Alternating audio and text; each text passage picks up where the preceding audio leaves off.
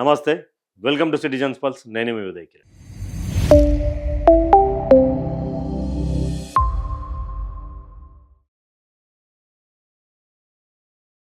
తెలంగాణ రాష్ట్రంలో అధికారంలోకి తీసుకొచ్చిన నేనే, ఆయన లేకపోతే అధికారం ఎక్కడిది, ఆయన లేకపోతే అసలు ప్రభుత్వం అనేది ఏర్పడుతుందా అని కొంతమంది రేవంత్ రెడ్డిని పొగుడుతున్నటువంటి సన్నివేశం. లేదు, కాంగ్రెస్ పార్టీ నాయకులే ఈరోజు భవిష్యత్తు కార్యాచరణ చేసి ప్రభుత్వంలోకి తెచ్చినామని చెప్పేసి మరొకరి వాదన. రేవంత్ రెడ్డికి రోజు రోజుకు డ్యామేజ్ పెరుగుతుందా అంటే ఎస్, అవుననే సమాధానాలు బలంగా వినిపిస్తూ ఉన్నాయి. ఎందుకు అంటే సొంత పార్టీ ఎమ్మెల్యేలు, సొంత మంత్రులు, ఇక తెలంగాణలో చాలా వరకు రేవంత్ రెడ్డి ముఖ్యమంత్రి అని చెప్పి తెలియకపోవడం, వాళ్ళు రేవంత్ రెడ్డి పేరు చెప్పకుండా ఆ పేరు పలకడానికి కూడా రాకపోవడం, ఇదంతా మంత్రులు స్టేజ్ల మీద చాలామంది రేవంత్ రెడ్డి గారి పేరు మర్చిపోయారు. అదే జరుగుతూ ఉన్నది తెలంగాణ రాష్ట్రంలో. రేవంత్ రెడ్డికి రోజు రోజుకు ఇబ్బందికరమైనటువంటి సందర్భం కనిపిస్తూ ఉన్నది. అయితే అసలు ఈ యొక్క టాపిక్ ఏంటి అంటే, ఇక్కడ కొండా సుష్మిత పటేల్, ఇక్కడ రాజగోపాల్ రెడ్డి, కొండా సురేఖ, వీళ్ళు కొండా సురేఖ భర్త కొండా మురళి అందరికి తెలిసినటువంటి వ్యక్తి, చాలా అందరికీ ఫేమస్ అయినటువంటి సెలబ్రిటీ అనుకోవచ్చు, ఒక పొలిటికల్ సెలబ్రిటీ అనుకోవచ్చు. పొలిటికల్ సెలబ్రిటీకి సంబంధించినటువంటి బిడ్డ ఇక్కడ ప్రస్తుతం కొండా సురేఖ మంత్రిగా ఉన్నారు. ఎన్నోసార్లు మంత్రిగా చేసినటువంటి ఆమెకు సంబంధించిన ఏకైక పుత్రిక కొండా సుష్మిత పటేల్. రీసెంట్గా కొండా మురళి మాట్లాడుతూ పరకాలకని కాదు, కొండా సుష్మిత పటేల్ని మనం ఎమ్మెల్యే అయిపోతున్నాం, మీరు అందరు కష్టపడాలా, నేను మీ వెంట ఉంటా అంటూ కూడా కొండా మురళి చేసినటువంటి వాక్యాల మీద రేవంత్ రెడ్డి గారు నిన్న పరకాల సభలో రేవూరి ప్రకాష్ రెడ్డికి మరోసారి ఆశీర్వదించాలా, టికెట్ ఆయనకి అని చెప్పేసి ఒక మాటని వదిలేసినటువంటి నేపథ్యం ఒక్కసారిగా చూస్తే ఇంకా తల్లడిల్లిపోతా ఉన్నది పానమంతా. ఇంద్రా నాయన ఇదంతా అంటే మేమేమో మాకు కుమార్తెను చేపిద్దాం అనుకుంటుంటే నువ్వేమో రేవూరి ప్రకాష్ రెడ్డిని ఆశీర్వదిస్తావంటూ ఇక కొండా సుష్మిత పటేల్ డైరెక్ట్గా రేవంత్ రెడ్డికి చిత్తశుద్ధి లేదు, కొండా మురళికి ఎందుకు ఎమ్మెల్సీ ఇయ్యలే, ఇంత జరుగుతుంటే ఒకటిగా ఎవరినో తీసుకొచ్చి పక్కన పెట్టుకున్నావు, కాంగ్రెస్ పార్టీకి లాయల్గా ఉన్న వాళ్ళని తెచ్చిపెట్టుకోవాలి కదా అని రేవంత్ రెడ్డి మీద అస్త్రాలు వస్త్రాలు అన్నీ కూడా వదులుతూ ఉన్నటువంటి సందర్భం. ఓవైపు రాజగోపాల్ రెడ్డి, ఇక ఆంధ్రలో మోచేతి నీళ్లు తాగేటువంటి వ్యక్తి అధికారంలో ఉన్నారు, ఆ తెలంగాణ ఉద్యమానికి సంబంధించినటువంటి అంటే సంబంధం లేనటువంటి వ్యక్తులు అధికారంలోకి వచ్చిర్రు, పెద్ద పెద్ద పదవులు రని రాజగోపాల్ రెడ్డి ఓ సైడు, కొండా సురేఖ ఓ సైడు, బాన్సువాడకు సంబంధించినటువంటి పోచారం మరో సైడ్ ఏమో, ఇక అందరూ తిరుగుబాటు బావుటా ఎగరేస్తూ ఉన్నారు. ఇక రోజు రోజుకు రేవంత్కి డ్యామేజ్ గ్రాఫ్ అనేది అందరికి తగ్గుకుంటూ పోతుంటే డ్యామేజ్ గ్రాఫ్ ఇక్కడ రేవంత్ రెడ్డికి పెరుగుకుంటూ పోతా ఉన్నటువంటి సందర్భం కూడా కనిపిస్తూ ఉంది. ఇక తర్వాత ఇక్కడ కొండా సుష్మిత పటేల్ ఒకటి చేసిందంటే, అప్కమింగ్ పరకాల ఎమ్మెల్యే కొండా సుష్మిత పటేల్ అక్క అంటూ కూడా ఒకరు అభిమాని చేసినటువంటి దానికి ఇక్కడ స్టేటస్ పెట్టుకుంది. ఆడ వివాదం స్టార్ట్ అయింది. ఆడ రేవూరి ప్రకాష్ రెడ్డి గురించి ప్రస్తావించాను. అసలు కొండా సుష్మిత పటేల్ గతంలో కూడా చాలా హాట్ కామెంట్ చేసింది. ఇది డెక్కన్ సిమెంట్ సంబంధించినటువంటి విషయంలో రోహిన్ రెడ్డి ద్వారానే జరిగినాయని చెప్పేసి కూడా మాట్లాడారు. ఒకసారి ఆ వీడియో చూపించేటువంటి ప్రయత్నం చేస్తా. అదే రోజు రోజుకు ఇక్కడ తిరుగుబాటు బావుట అనేది రోజు రోజుకి ఎగురుతా ఉంది. ఇప్పుడు డెక్కన్ సిమెంట్స్ కి సంబంధించిన రోహిన్ రెడ్డి కూడా మీటింగ్ ఎగ్జాక్ట్లీ డెక్కన్ సిమెంట్స్ అనే సంస్థలో ఇప్పుడు నేను చెప్తా అండి, ఇప్పుడు మీరు అడిగినగా exactly the correct point I tell you. ఇది సిఎంఓ నుంచి వచ్చిన, ఇది సీఎంఓ, మీరు please come here.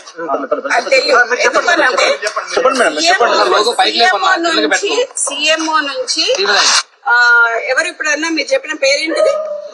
Rohin Reddy. ఆయన ఎవరు? అతను పక్కన ఉంటాడా? ఆయన వచ్చి సుమంత్ ని ఏంటిది మ్యాటర్ అని అడిగాడు డెక్కన్ సిమెంట్స్ గురించి. అడిగితే రోహిన్ రెడ్డి ఆఫీస్ లా సుమంత్ రోహిన్ రెడ్డి కలిసి కూర్చొని మాట్లాడి డెక్కన్ సిమెంట్స్ వాళ్ళతో మాట్లాడిండ్రు. దాన్ని బెదిరించుడు అన్నారు. సరే, బెదిరించుడు అంటే, ఎక్స్ట్రాక్షన్ అంటే, పిస్తల్ పెడితే దాంట్లో రోహిన్ రెడ్డి ఉండాలి, అప్పుడు సీఎం రేవంత్ రెడ్డి కూడా ఉండాలి. ఇప్పుడు డెక్కన్ సిమెంట్స్ డెక్కన్ సిమెంట్ సంబంధించినటువంటి విషయంలో ఈ యొక్క అంటే గతంలో ఏదైతే కొండా సురేఖకు సంబంధించినటువంటి ఓఎస్డి ఇక్కడ డెక్కన్ సిమెంట్ అన్న పిస్తల్ పెట్టి బెదిరించిన ఒక నేపథ్యం ఉంటే ఆ రోజు అరెస్ట్ చేయడానికి వెళ్ళినటువంటి సందర్భంలో ఇక్కడ సుష్మితా పటేల్ మాట్లాడుతూ ఆ జర్నలిస్ట్ సోదరుడు రఘు అన్న అడిగినటువంటి నేపథ్యంలో అక్కడ అడిగినటువంటి నేపథ్యం ఏంటంటే రోహిన్ రెడ్డి అంటే ఆ రోజు కనుక మేము బెదిరించి ఉన్నట్లయితే ఆ రోజు మేము పిస్తల్ పెట్టి బెదిరించిండు సుమంత్ అన్నట్టు ఆయన అంటే రేవంత్ రెడ్డి ఉండాలా, రోహిన్ రెడ్డి ఉండాలా, తర్వాత సుమంత్ ఉండాలి కదా, మరి వీళ్ళందరి మీద కూడా కేసులు కావాలి కదనే ఒక నేపథ్యాన్ని ఇక్కడ సుష్మితా పటేల్ వినిపించేటువంటి ప్రయత్నం చేసింది. ఆ తర్వాత ఇక తిరుగుబాటు బావుట అనేది ఎగిరేస్తా ఉన్నటువంటి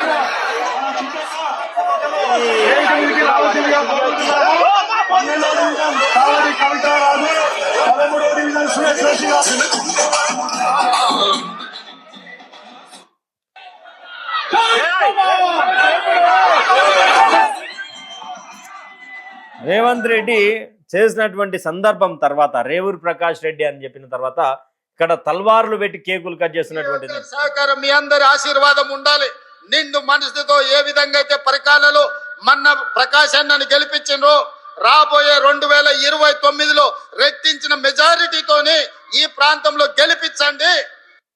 మీ అందరి సహకారం అంటే ఇప్పుడు డెక్కన్ సిమెంట్స్ ఇక్కడ పూర్తిగా ఒకటి గమనిస్తే అక్కడనేమో వాళ్ళు పరకాల ఎమ్మెల్యే మేమే, పరకాలకు అప్కమింగ్ ఎమ్మెల్యే సుష్మితా పటేల్ అని చెప్పి వాళ్ళు ప్రచారం చేసుకుంటుండే ఇక్కడ రేవంత్ రెడ్డి మంత్రి కొండా సురేఖకు మరోసారి షాక్ ఇచ్చిందని చెప్పుకోవచ్చు.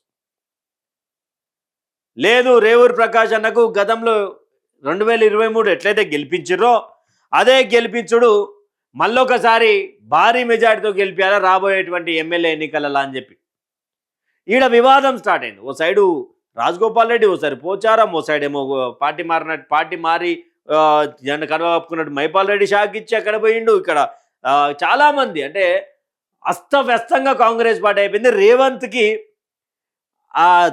తల తీసేసేటువంటి ప్రయత్నం జరుగుతూ ఉన్నది, అంటే పిచ్చిలేస్తూ ఉన్నది అనుకోవచ్చు. ఏంది రోజు పంచాయతీ నాకని ఇక్కడ అసలు ముఖ్యమంత్రి గారు ఏం మాట్లాడతారు అసలు అక్కడ మీరు అలాంటి చెయ్యకపోయింటే ఇక జరిగేది. కొంచెం ఆరోగ్యం బాగాలేదు కదా, మరి ఎట్లుంటుందో చూద్దాం. మరి అప్పటి వరకు ఎలక్షన్ వరకు సో అది ఇప్పుడు నేను కొంచెం అది చెప్తే అది బాగోదేమో కానీ సరే. ఇప్పుడు డైపర్లు వేసుకున్న వాళ్ళకి వీళ్ళకి మాత్రం ఇస్తాను అంటున్నాడు కదా, అది మాత్రం కొంచెం తప్పని ఆయన ఇప్పటికే నడవలేకపోతున్నాడు, తిరగలేకపోతున్నాడు. ఈయన మరి వృద్ధునికి 80 ఏళ్ళు వచ్చేకి ఇస్తా అని చెప్పి అంటుంటే హాస్యాస్పదంగా అనిపించి మరి ఈరోజు రావడం జరిగింది. ఈరోజు మీ తమ్ముందు ఒక 200 కోట్లది ఒకటే చెప్పిన, ఒకవేళ ఎవరినైనా నాకు కౌంటర్ ఇచ్చిందనుకోండి మిగతా ఎవరిని కూడా బయటికి తీయాల్సి వస్తుంది. సో ఎవరి కౌంటర్ ఇచ్చినా బయటికి తీసి సీతా దయాకర్ గారికి కూడా పదవి ఇచ్చినావు నువ్వు. సీతా దయాకర్ గారు ఏం చేసిందే పార్టీకి, అసలు ఎక్కడ పార్టీ ఆమె ఎక్కడి నుంచి వచ్చింది, ఆమె చైర్మన్ పోస్ట్ ఇచ్చినావు నువ్వు. కొండాపుల్లకి ఎందుకు ఇయ్యలేదు అని అడుగుతాను నేను, మీరందరూ అడగాలి. అందరి సమక్షంలోనే ఏమంటా ఉన్నది, ఎవరు సీతా దయాకర్ చెప్పాలనుకున్నా చెప్పిన దీనికి కౌంటర్ ఇస్తే మాత్రం నేను ప్రెస్ క్లబ్ లో కూర్చొని ప్రెస్ నోట్ రిలీజ్ చేసి మొత్తం ఉన్నాయన్నీ బయట పెట్టాల్సి వస్తుంది. సో అందుకని చెప్పి ఇక్కడతో ముగిస్తూ అంటే కొండా సుష్మితా పటేల్ చేసినటువంటి వాక్యాలు డైరెక్ట్గా నాకెవరైనా కౌంటర్ ఇచ్చేటువంటి ప్రయత్నం చేస్తే నీ తమ్మునికి సంబంధించినటువంటి 200 కోట్లకు సంబంధించినటువంటి దాని గురించి చూపించిన ఇప్పుడు బహిరంగంగా ఎవడైనా కౌంటర్ ఇస్తే బరాబర్ అన్ని బయట పెడతా అంటే అరాచకాలు అక్రమాలు ప్రతీది కూడా బయట పెడతా అంటూ కూడా సుష్మితా పటేల్ డైరెక్ట్ వార్నింగ్ ఇచ్చినటువంటి నేపథ్యం కనిపిస్తూ ఉన్నది. మరి రేవంత్ అన్న ఏం చేస్తా ఉన్నాం, సమన్వయం ఏమైంది? సమన్వయ కమిటీ ఒకటి మెయింటైన్ చేస్తూ ఉన్నారు కదా కాంగ్రెస్లో. రాజగోపాల్ రెడ్డి పొట్టు ఆయన ఇంటికి పోయి నమ్మించి గొంతు కోసినాం అని చెప్పేసి ఆయన మొత్తుకుంటా ఉన్నాడు. చామల కిరణ్ అనేటోడు ఎవడన్నా వార్డు నెంబర్ అయినా గెలుస్తుండే నాయా, నేను భుజాల మీద వేసుకొని నా ఇంటికి రేవంత్ వస్తే నేను గెలిపించిన, ఈరోజు నన్ను పక్కన పెడతా ఉన్నాడు. అదొక పాయింట్. ఇంకొకటి ఆడ మళ్ళా అక్కడి నుంచి స్టార్ట్ అయ్యి ఎక్కడి వరకు పోయింది, తుంగతుర్తి ఎమ్మెల్యే తోటి కూడా ఈయననే వెనకకెళ్ళి తిట్టించిండు రాజగోపాల్ రెడ్డిని అనేది ఒక పాయింట్. ఇక్కడ సుష్మితా పటేల్ మీద కూడా ఎలాంటి సీతా దయాకర్ ఎవరు ఇంతకు, ఆమెకు చైర్మన్ పదవి ఎట్లా ఇచ్చినా కొండమూరులకు ఎట్లా అని చెప్పి అడుగుతా ఉన్నది. ఇంకా ఆమె ఒక కామెంట్ చేసింది, డైపర్లు వేసుకునేటోళ్ళకు నడవనికి రాని వాళ్ళకు టికెట్లు ఇస్తా అంటే మరి మాలాంటి వాళ్ళు ఎక్కడ పోవాలా, ఇస్తే ఎట్లా గెలుస్తారు కూడా చూస్తాం కదా అని చెప్పి డైరెక్ట్ వార్నింగ్ ఇస్తూ ఉన్నారు. రేవంత్ అన్న గతంలో ఏ ముఖ్యమంత్రికి లేనటువంటి పాలన విషయంలో 2.5 సంవత్సరాలు మీకు వ్యతిరేకత చాలా బహుముచ్చటగా పెరుగుకుంటూ వచ్చింది. ఇమేజ్ పెరుగుతుంది, వా ముఖ్యమంత్రి ఏం చేసిండు అంటారు, కానీ మీకు ఏం చేస్తున్నాడు ముఖ్యమంత్రి, ఇట్లా ఇదేం పాలన రా నాయన అన్న కాడికి మీ యొక్క పరిపాలన తీసుకొచ్చింది. తర్వాత ఏనాడు కూడా ఒక ముఖ్యమంత్రి మీద ఇంత వ్యతిరేక భావజాలం లేదు.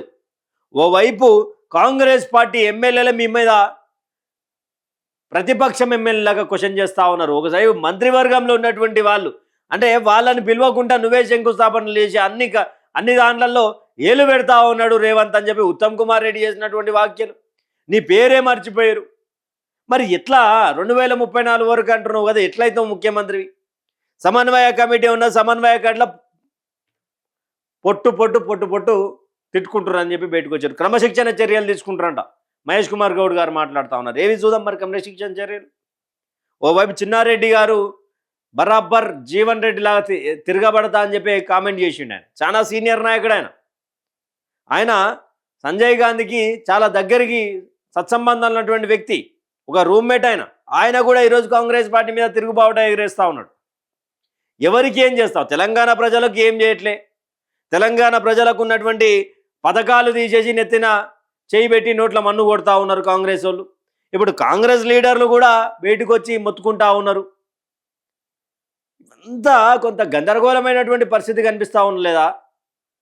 తెలంగాణ రాష్ట్రంలో ఏ ముఖ్యమంత్రి మీద, ఉమ్మడి ఆంధ్రప్రదేశ్లో కింద వ్యతిరేకత ఎవరి మీద లేదు. గోదావరి నీళ్ళ విషయంలో కావచ్చు, రైతు బంధు విషయంలో కావచ్చు, రైతు బీమా విషయంలో కావచ్చు, ప్రతి ఒక్క విషయంలో చిన్నారెడ్డి అయితే ఏంది, సీనియర్ నేత జీవన్ రెడ్డి పార్టీ నుంచి బయటికి రావడం ఏంది, ఈరోజు కొండా సూర్యకు సంబంధించినటువంటి విషయంలో ఓవైపు ఈ పబ్లిక్ ఇష్యూస్, ఓవైపు ఏమో బట్టి విక్రమార్క, జగారెడ్డిని పట్టుకొని సిగ్గులేనాడు అంటారు, పిచ్చోడు అంటారు. అంటే మీ నోటికి మీరు ఏదొస్తే అది మాట్లాడతారా? ఇక అంటే మీ నోటికి అద్దు ఉండదా? ఒక నేతను పట్టుకొని అంటే మీరు అనాలని అని చెప్పి సిగ్గులేనాడు, పిచ్చోడు, నాయమ్మడు అంటే సంగారెడ్డి ఉంటాడు. ఎవరికి అంటే కించపరుస్తురా మీరు, పొగుడుతున్నారా? ఎవరు అర్థం కాదు. కానీ మొత్తానికి తెలంగాణ రాష్ట్రంలో రేవంత్ అన్నకు గ్రాఫు 0 కాదు, ఆల్రెడీ -50 డిగ్రీస్కి పోయింది. -50కి పోయింది, ప్లస్లో లేడు, మైనస్. సొంతంలో ఎదురుగబడతా ఉన్నటువంటి నేపథ్యం. ఈ యొక్క రేవంత్పై తిరుగుబావుట ఎగరేస్తున్నటువంటి నేతల మీద మీ అభిప్రాయాన్ని కామెంట్ సెక్షన్లో కామెంట్ చేయండి. అసలు రేవంత్ పరిపాలన మీద మీ అభిప్రాయాన్ని తప్పకుండా మీ యొక్క కామెంట్ చేసి మాకు తెలియజేయండి. Thank you for watching. Stay tune with citizens pulse.